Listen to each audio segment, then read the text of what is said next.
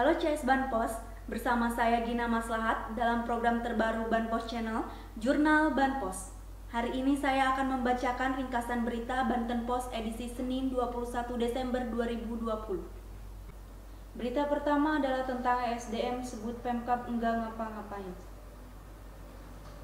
Ombudsman RI Perwakilan Banten menggelar pertemuan dengan Pemkab Serang, PLN UID Banten, Dinas Energi dan Sumber Daya Mineral, Banten, Kamis pekan lalu 17 Desember 2020. Pertemuan yang dilakukan secara virtual ini diselenggarakan dengan tujuan menyampaikan hasil analisis dan saran dari investigasi Ombudsman Banten. Ombudsman Banten telah menyelidiki permasalahan yang terjadi di Pulau Tunda, Kecamatan Tirtayasa, Kabupaten Serang, yaitu ketersediaan listrik yang belum maksimal hingga saat ini. Penyampaian hasil analisis dan saran ini merupakan salah satu tahapan dari kegiatan rapid assessment yang digelar oleh Ombudsman Banten dengan tema peran pemerintah dalam penyediaan listrik di Pulau Tunda, Kabupaten Serang. Hal yang melatar belakangi diinisiasinya rapid assessment atau kajian cepat ini berawal banyaknya pemberitaan media terkait kondisi di Pulau Tunda. Selama beberapa bulan, pulau yang terletak di Laut Jawa itu sempat gelap gulita selama beberapa bulan. Atas dasar itu, Ombudsman Banten melakukan kajian cepat terkait permasalahan ini. Mereka menggunakan metodologi penelitian kualitatif dengan teknik pengumpulan data berupa studi pustaka, pengamatan atau observasi, wawancara mendalam, dan focus group discussion. Dari hasil observasi, Ombudsman Banten menemukan bahwa pemerintah melalui stakeholder terkait belum memiliki peran yang maksimal dalam penyediaan listrik di Pulau Tunda.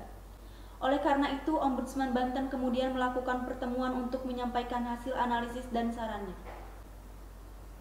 Berita kedua adalah tentang kontroversi revitalisasi. Lagi-lagi upaya revitalisasi yang dilakukan oleh Pemprov Banten di bawah komando WH menuai kontroversi. Pasalnya, Pemprov Banten dituding melakukan penyerobotan lahan dalam melakukan revitalisasi Kanal Utara. Sebab proyek tersebut memakan lahan milik warga hampir seluas 1 hektar. Selain itu, proyek revitalisasi yang dilakukan oleh WH pun dikritik lantaran tidak mencerminkan revitalisasi yang taat aturan. Bahkan revitalisasi tersebut dinilai salah kaprah karena merubah wajah dari objek cagar budaya. Hal tersebut disampaikan oleh salah satu pemilik lahan, Firdaus Gojali. Mantan anggota DPRD Kota Serang dari fraksi Partai Demokrat tersebut mengatakan, sekitar sebulan yang lalu dirinya mengetahui bahwa ada pihak dari Pemprov Banten yang melakukan pematokan terhadap lahan milik keluarganya. Setelah ditelusuri, ternyata patok tersebut dilakukan dalam rangka proyek revitalisasi kanal bagian utara Komplek Kesultanan Banten. Saya Firdaus Gojali dan kakak saya ada Rahmat beserta Mang Mad. Saya anaknya Haji Gojali dan Muhammad Mandurahim yang mengelola kebun ini. Saya kaget begitu melihat di sini di kebun keluarga. Lokasinya di Blok Ciputri, belakang Museum Purbakala Banten Lama. Ada rencana revitalisasi kanal. Kanal yang di sebelah utara Benteng Surosoan. Nah, saya nggak tahu, kami keluarga nggak ada yang dikasih tahu. Tiba-tiba sekarang sudah ada patok yang konon katanya ini yang akan direvitalisasi. Nah, patok ini karena kami tidak tahu sebagai pemilik lahan di sini, ini milik lahan keluarga besar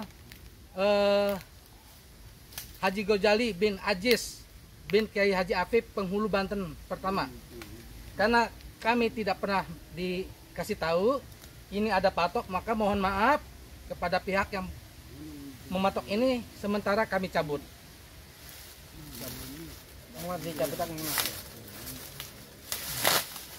Ini patoknya. Jadi sementara kami cabut agar untuk matok lahan-lahan di sini agar bersama-sama. Karena kami memiliki hak milik secara sah turun-temurun. Kabid JPSA pada DPUPR Provinsi Banten, Daud Yusuf, saat dikonfirmasi Banpos di ruang kerjanya mengatakan, sebelumnya Pemprov Banten mengira tanah di sekitar kawasan Banten Lama merupakan tanah negara, sehingga proyek revitalisasi tersebut dijalankan sesuai peta dari BPCB. Kendati demikian, ia mengaku akan berkoordinasi dengan Badan Pertanahan Nasional untuk mencari tahu kebenaran tanah tersebut milik siapa, sehingga pihaknya dapat menentukan langkah selanjutnya dalam proyek revitalisasi tersebut akan bagaimana. Oleh karena itu, Daud mengaku bahwa pada Jumat 18 Desember 2020, pihaknya mengundang keluarga yang mengklaim kepemilikan lahan untuk membicarakan mengenai persoalan itu. Berita terakhir yang akan diringkas pada hari ini adalah tentang tugas berat bagi pemenang. Kota Cilegon menjadi salah satu wilayah di Provinsi Banten yang bakal punya pemimpin baru. Meski masih disengketakan oleh lawan politiknya, namun KPU Kota Cilegon telah menetapkan pasangan Heldy Agustian Sanuji Pentamarta sebagai pemenang Pilkada serentak di Kota Baja dengan raihan 34,4% suara pemilih. Sejumlah pekerjaan yang tak rampung di periode kepemimpinan sebelumnya bisa menjadi tambahan pekerjaan bagi Heldy Sanuji. Beberapa yang krusial dan kemungkinan menjadi PR diantaranya adalah pembangunan Jalan Lingkar Utara, Pelabuhan Warnasari, dan Stadion Seruni. Kepala Badan Perencanaan Pembangunan Daerah Kota Cilegon, Betri Noviana, mengatakan pihaknya telah rampung menyusun teknokratik RPJMD Kota Cilegon 2021-2025. Ia menuturkan ada beberapa mega proyek pada RPJMD 2016-2021 yang akan dilanjutkan pada RPJMD berikutnya. Salah satu contoh adalah pembangunan JLU. Terpisah, Heldy Agustian mengaku mulai mempetakan prioritas program yang akan dijalankan saat dia dilantik menjadi wali kota Cilegon bersama pasangannya Sanuji Pentamarta. Salah satunya adalah program 5.000 beasiswa sarjana yang menjadi salah satu janji kampanye andalannya. Namun, sebelum menyentuh program yang akan dijalankan, yang akan didahulukan adalah menyamakan persepsi aparatur di kota Cilegon. Di bawah kepemimpinannya, konsepnya adalah ASN yang melayani bukan dilayani masyarakat. Yang kedua, mengenai masalah banjir, sebab hal tersebut sudah menjadi ancaman serius untuk kota Cilegon.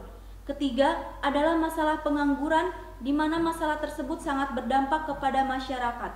Keempat, masalah kesehatan. Kelima adalah masalah pendidikan dan keenam adalah meningkatkan para UMKM di kota Cilegon. CS Banpos, ringkasan berita tadi sekaligus menjadi penutup jurnal Banpos kali ini. Saya Gina Maslahat pamit undur diri.